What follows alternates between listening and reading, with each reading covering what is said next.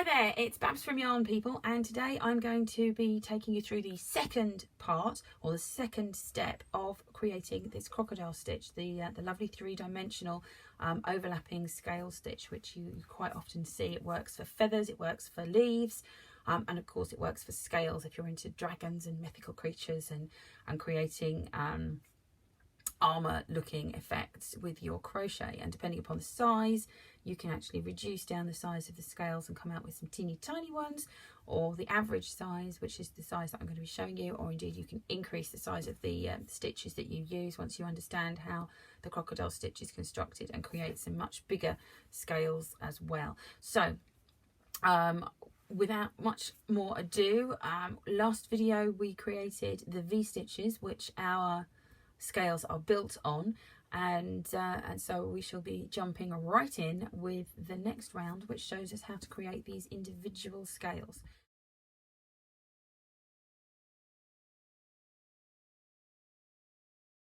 So let's have a look at what we have already. And I've created it, as I said, in green because we're working for crocodiles here. So in honour of a crocodile, I'm not going to be working it in purple. I'm going to work the example in green. So we've come to the end of our V stitches, which would be this way around, and we're not actually going to turn. We're still going to work our way back from this end to this end, but we are not going to turn our work and then build on it. We are going to turn our work, but we're still working into the front of the piece. So we're going to start out with chaining 2, and we're going to be working in UK trebles or US doubles throughout for this. We're going to build a scale on the first V, we're going to skip a V, and then we're going to build a scale on the second V. And so once we've done that, I'll then take you through how to go up a little further through the process. But we'll start off, and you've chain 3. We chain 3 for the first double or treble, and then we insert around the leg of the V, the first leg, and pull through, and then we do that again. And we want to create on this first time, because our first chains are going to act, our turning chain is going to act as the first of our trebles or the first of our doubles. We only need to create 4 more because there should be 5 on every scale on each side. So that gives us 1, 2, 3, 4, 1 more to go. We'll tidy that loose end away in a moment. So we've got 5 here, 1, which is our turning chain, 2, 3, 4, 5. We're now going to chain 1 in the center, which is what allows our scales to be able to turn, and then we're going to rotate our work, and we're going to come back up the other leg of the V, and I'm just going to tuck this end in and get rid of it by tidying it away as we go. Now I tend to end up folding my work over at this point. I fold my work away so that what I've got available to my hook quite cleanly is the leg of the V that I'm working on, which simplifies things for me. Hopefully that will be a tip that simplifies things for you too. So we're now going to work back up with 5 trebles or 5 doubles to complete the other half of that scale. So 1, 2, 3, 4. Once you find your rhythm, you'll find this works so fast. It just the time shoots past as you're working once you've found your rhythm. So this, as you can see, is a first scale that's been completed. It comes down to a point and then comes straight back up again.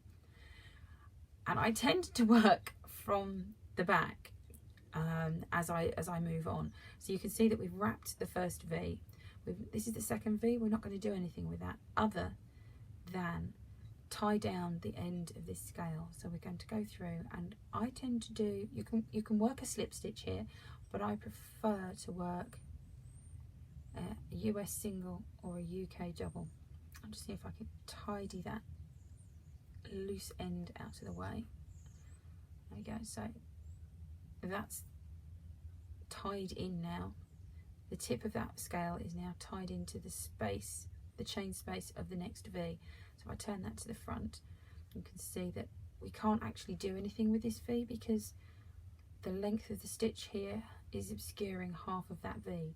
So by the time we start working on this next V, that will fill in the space. So we're going to skip a V and then move on to the next. So yarn over, and we're going to work around this particular chain. So this is where I fold everything over so that I can see the chain, the leg rather, that I'm working on, and I start to work my trebles or my doubles depending upon terminology. And I'm going to need 5 of these all around that one leg. Oops, there we go. That means I need some more yarn. How many have we done? 1, 2, 3, 4, 5. And as you can see, folding everything away means that you can work it much more cleanly without worrying too much about where you're going. And then we chain 1, and we're now turning back up the other leg of the V. So you can see we've done one side has been worked, we have the other half here. Again, I'm going to fold the rest of that out of the way, so I've just got that one row of stitches that I don't need to think too much about from that point on, and then 5 up the second leg of the V. 1, 2, 3, 4, 5. Last one. And now move some keys out of the way, so hopefully I won't make that horrible noise next time I get some yarn. And now we're going to secure that in the centre of the V that is next. Now sometimes we don't have a next V to secure it to, but in this instance we do. So there we've got our first 2 scales, and as you can see they have covered up that V in the centre there, and that's why we can't work that one. But what we're going to do now is create a new row of V stitches. So we're going to slip into the space in the centre of the V, which you can see from the back. So we've just slip stitched into the centre of that, and we're going to chain 3 rather, and then work a treble or a double into that same space to create our first V, and then we're going to go through and create V's. We know that this is a centre space, so that's a nice easy one. And then we're going to go create another one, but the centre space is where we've actually worked our double crochet, and that actually gives us a nice lining up point to work our trebles through. So we pop those through the centre of that previous stitch with chain space, and then we go back through the centre of that stitch, chain space, and then we work our final treble, our final V into the space of this first scale. Now the first time I did this, I was left thinking, well, it's all well and good saying we're going to alternate now, but how do I get from the front of my V across to this space here? And we do that quite simply.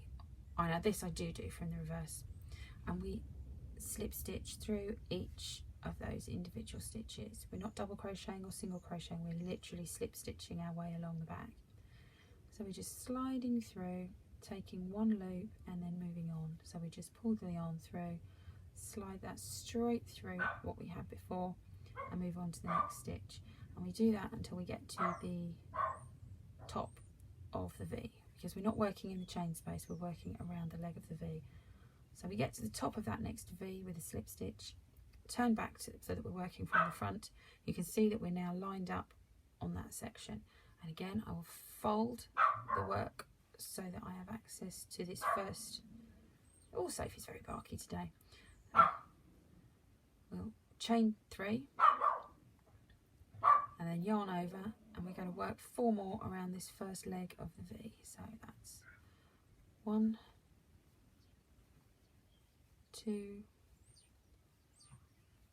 3, oops, this is what happens when you keep tension too high, it all pings off the hook. So that's 1, 2, 3, 4, 5. To make the first half of the scale, we're going to chain 1, and we're going to work our way back up the other side of the scale. So again, moving everything around so that it's simple for you. And then chain 5, work 5 trebles or 5 doubles up the other half of the scale, and then we're going to secure the tip of this scale into the V-stitch that had the previous scale in it. 1, 2, 3, 4, 5, which again, when you read those instructions or hear those instructions, sometimes sounds really confusing, but when you actually see it, it makes much more sense. So we're going to secure this in a line, in an alignment with the center of the previous scale. So we're literally working just that one scale in the center. So we'll just secure that one in, which will go into the next V-stitch. My yarn doesn't want to behave today. Let's try taking it from over here. That might be more friendly. And then secure that with a single or a double crochet. Now you can go on and build a second scale off to the right, but you won't have anything to secure the scale to, the scale end to. It will just sort of be flapping about in the breeze. Now if you wanted to go on and build the next row of V-stitches, whether you've had a scale flapping off to the side or not, you still need to slip stitch your way to the center of this V, the starting V. So either way, I'm just going to build the one this particular round, you have to slip stitch either out or in to the center, and then turn the work, and you can start building your next round of V-stitches in the chain space of that last V-stitch. Oh, and there's a scrapey, Sophie. Hello, baby. And then you continue on, and again, where you have secured the previous scale is actually in the center of the V-stitch that you want, so we can just use that as a guide, slip through and create the next V. And then again a V through the center of the previous scale,